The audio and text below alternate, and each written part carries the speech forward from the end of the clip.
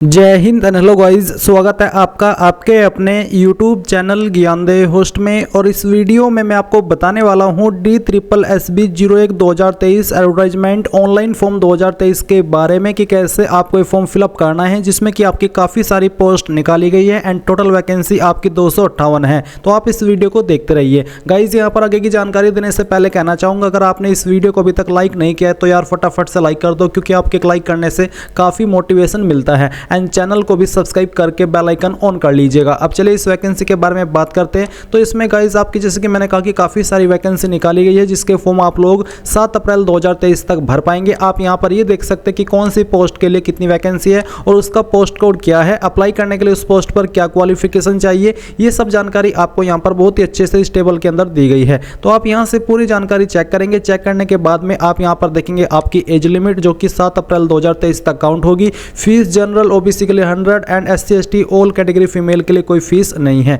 तो ये सब जानकारी चेक करने के बाद में आपको अप्लाइंग ऑनलाइन लिंक के ऊपर क्लिक करना है। अब यहाँ पर अगर आपने ऑलरेडी इसके ऊपर अकाउंट बना करके रखा है तो आपको directly click to sign in के ऊपर लॉगिन करना होगा, नहीं तो आपको जो प्रोसेस मैं अभी बताने वाला हूँ इस प्रोसेस को फॉलो करते जाना है। इसके ऊपर क्लिक करने के बाद आपके सामने यहाँ पर आपका होम पेज आ जाएगा। अभी वैकेंसी अपडेट नहीं की गई है, यहाँ पर आपको वो अपडेटेड मिल जाएगी और इसी वीडियो में मिल जाएगी। तो आपको क्या करना है, आपको सबसे पहले उन कैंडिडेट के बारे में मैं बात कर रहा हूं जिन्होंने इसके ऊपर पहले से अप्लाई करके रखा है। उनको क्या करना होगा, उनको directly click here to sign, यानी कि क्लिक टू साइन इन, इसके ऊपर क्लिक करना होगा।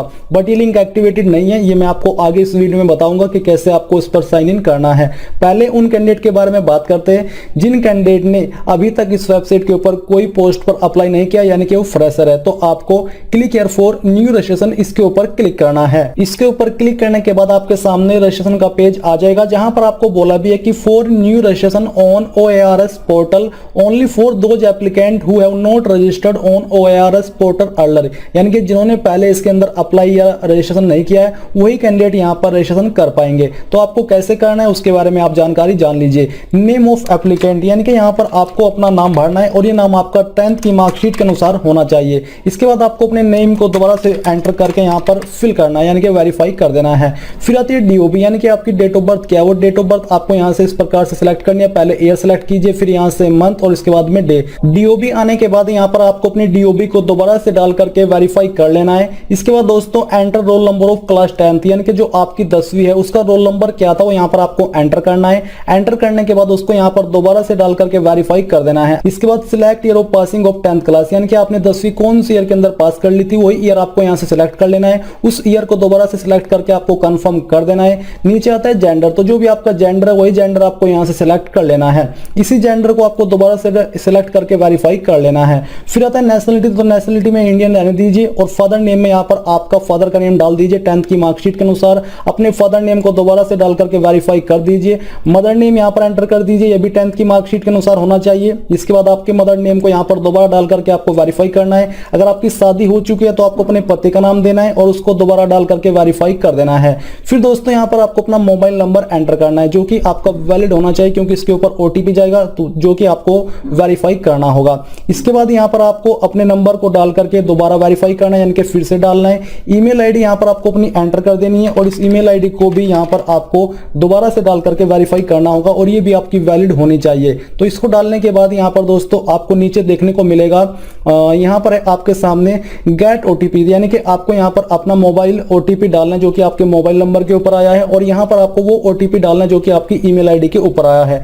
जैसे ही आप यहां पर डाल करके गेट OTP के ऊपर क्लिक करेंगे तो आपको OTP वेरीफाई करने का ऑप्शन आ जाएगा। जैसे ही आपके OTP वेरीफाई हो जाए तो आपको यहां पर नीचे अन्य जानकारी फिलअप करनी है, जैसे कि आपको बोला है कि do you want to give Aadhaar as an ID proof, क्या आप आधार को ID प्रूफ के रूप में देना चाहते हैं। अगर हाँ तो यस कीजिए, नहीं तो आपको नो करना है। अगर आप यस कर रहे हो तो आपको यहां पर अपना आधार नंबर एंटर करना है, फिर उसको दोबारा डाल करके वेरीफाई करना है। यहां पर आपको वो नेम डालना है जो कि आधार में आपका दिया गया है और उस नेम को दोबारा से डाल करके वेरीफाई कर देना है।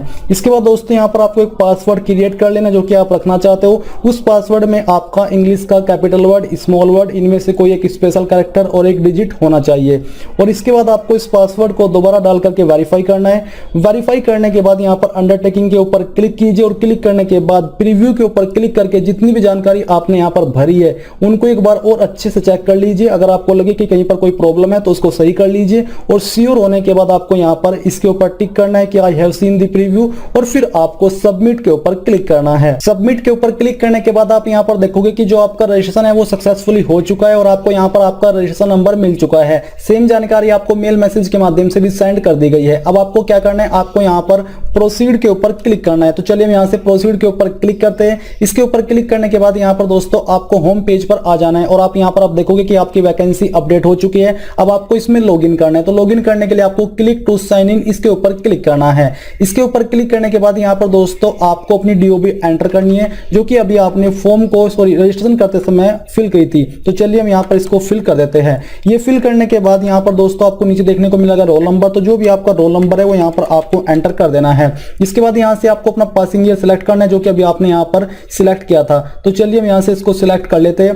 सिलेक्ट करने के बाद यहाँ पर अभी जो पासवर्ड आपने क्रिएट किया था, यानी कि अपना पासवर्ड चूज किया था, वो आपको एंटर करना है और जो आपके सामने सिक्योरिटी कोड है ये आपको यहाँ पर एंटर कर देना है। इसको एंटर करने के बाद आपको यहाँ पर नीचे साइन इन के ऊपर क्लिक करना है। लॉगिन करने के बाद आपके सामने कुछ ऐसा इंटरफेस आ जाएगा। अब यहाँ पर अगर आप अपनी जानकारी के अंदर कोई मॉडिफिकेशन करना चाहते हैं, आपने पहले से ही इस वेबसाइट के ऊपर रजिस्ट्रेशन करके रखा है, तो आप यहाँ पर जो अपडेट रजिस्ट्रेशन डिटेल है इसके ऊपर क्लिक करके इसको अपडेट कर सकते हैं, यहाँ पर मॉडिफाई के ऊपर क्लिक करके। बट अगर आप डायरेक्टली अप्लाई करना चाहते हैं तो आपको यहाँ पर अप्लाई फॉर न्यू एप्लीकेशन इसके ऊपर क्लिक करना है। इस पर क्लिक करने के बाद में आपके सामने यहाँ पर वो सभी वैकेंसी आ जाएगी जो कि इस रिक्रूटमेंट के अंदर निकाली है। आप यहाँ पर सभी पोस्ट को देख सकते हैं। आपको जिस भी पोस्ट पर अप्लाई करना है उसी पोस्ट के सामने आपको अप्लाई नाउ पर क्लिक करना है। सभी पोस्ट पर अप्लाई करने का तरीका सेम है, बस उसकी क्वालिफिकेशन कम ज्यादा होगी पोस्ट की एलिजिबिलिटी के अकॉर्डिंग। तो आपको यहाँ पर अप्लाई नाउ पर क्लिक करना है। अप्लाई नाउ पर क्लिक करने के बाद में आपके सामने कुछ ऐसा इंटरफेस आएगा जहां पर आपको आपका मैरिटल स्टेटस बताना है कि मैरिड हो या फिर अनमैरिड। इसके बाद में यहाँ पर जो आपका प्रेजेंट एड्रेस है आपको पूरा एड्रेस इस कॉलम के अंदर लिखना है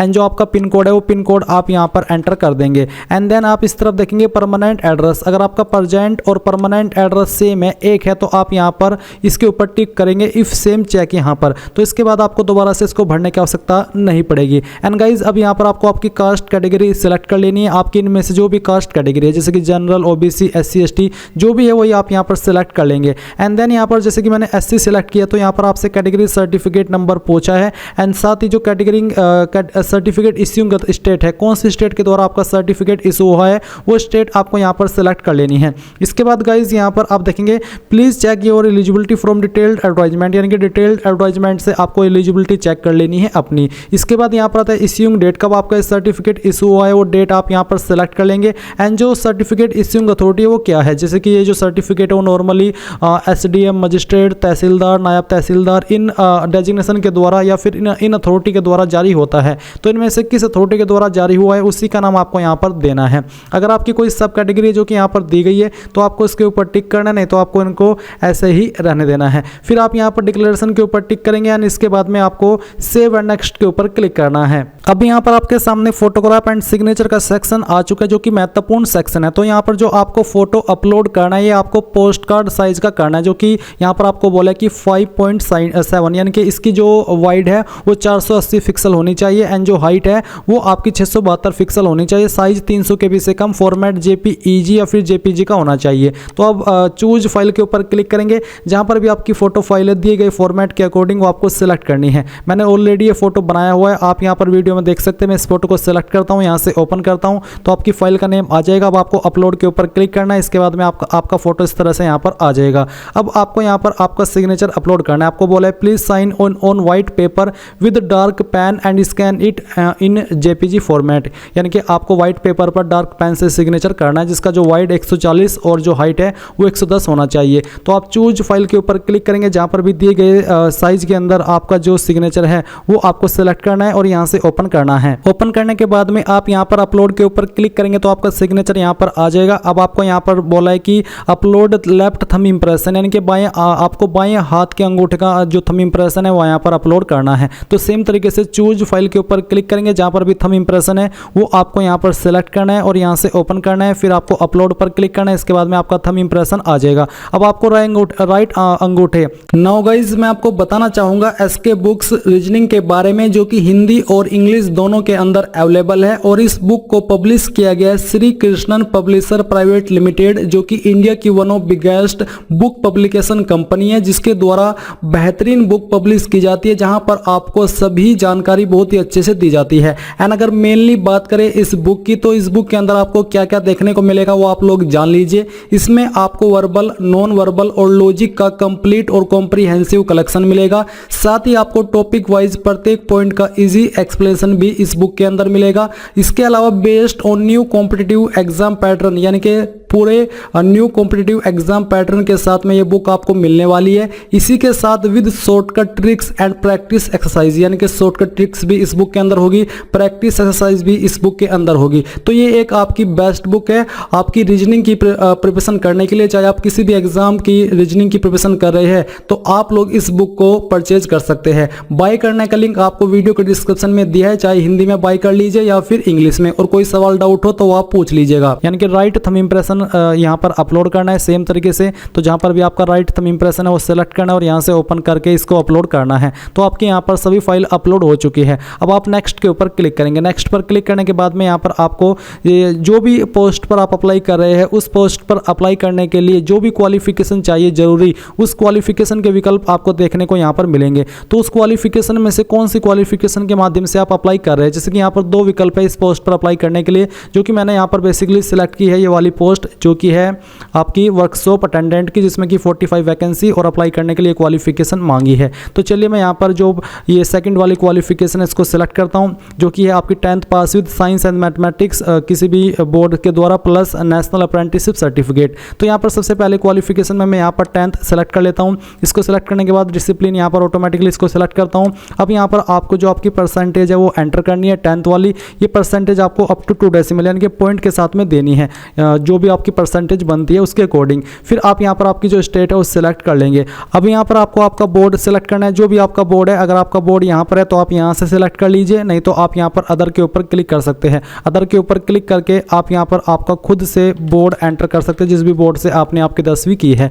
किस महीने के अंदर आपने पास किया वो आपको सेलेक्ट करना है और किस साल के अंदर पास किया वो साल भी आपको सेलेक्ट कर लेना है। ये सिलेक्ट करने के बाद में आप यहाँ पर इंसर्ट के ऊपर क्लिक करेंगे। इंसर्ट के ऊपर क्लिक करने के बाद ये जानकारी आपकी यहाँ पर ऐड हो जाएगी। इसके बाद में आप यहाँ पर ऐड के ऊपर क्लिक करेंगे और ऐड पर क्लिक करने के बाद में आप यहाँ पर जो आपके पास सर्टिफिकेट 2 है, जो कि नेशनल अप्रेंटिस सर्टिफिकेट इस पर मांगा है, मैं इसको सेलेक्ट करता हूँ। अगर आप किसी अन्य पोस्ट पर अप्लाई कर रहे हो तो जो उस पर जो क्वालिफिकेशन मांगी है वो सभी क्वालिफिकेशन आपको यहाँ पर देनी है। तो चलिए मैं नेशनल अप्रेंटिसशिप सर्टिफिकेट इसको सेलेक्ट करता हूँ। फिर यहाँ पर जो परसेंटेज है वो मैं यहाँ पर एंटर करता हूँ इस तरह से। और फिर स्टेट यहाँ से सेलेक्ट करनी है कि कहाँ से आपने सर्टिफिकेट किया है, जिसके बोर्ड के द्वारा किया है। अगर आपका बोर्ड यहाँ पर है तो वो आप सेलेक्ट करेंगे, नहीं तो आप अदर्स के ऊपर क्लिक करके जिस भी संस्था से आपने सर्टिफिकेट प्राप्त किया है वो आप यहाँ पर एंटर कर देंगे। ये एंटर करने के बाद में कब आपने पास किया है वो आपको यहाँ पहले महीना और फिर साल सेलेक्ट इस तरह से कर लेना है। एंड देन आप इंसर्ट के ऊपर क्लिक करेंगे तो ये जानकारी भी आपकी यहाँ पर ऐड हो जाएगी। अब इसको चेक करने के बाद आप यहाँ पर नीचे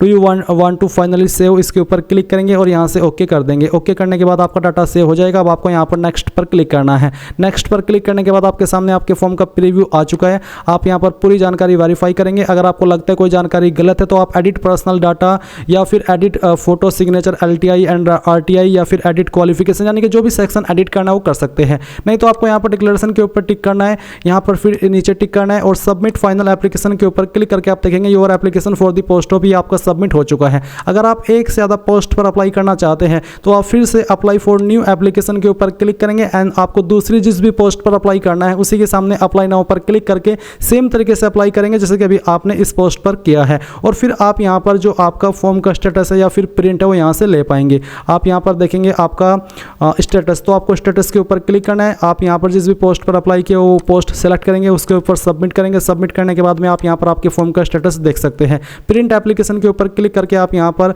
आपके फॉर्म का जो फाइनल प्रिंट है इस तरह से प्रिंट एप्लीकेशन के ऊपर क्लिक करके ले सकते हैं। तो आप यहाँ पर देखेंगे पॉपअप विंडो आई है और इसके बाद में आपके सामने आपका फॉर्म का प्रिंट आ चुका है। तो गाइज ये था आपका पूरा प्रोसेस इस फॉर्म को भरने का। अगर आई होप आपको जानकारी पसंद आई होगी, कोई सवाल डाउट रह जाए तो कमेंट के माध्यम से पूछ लीजिएगा। Thanks for watching. जय हिंद।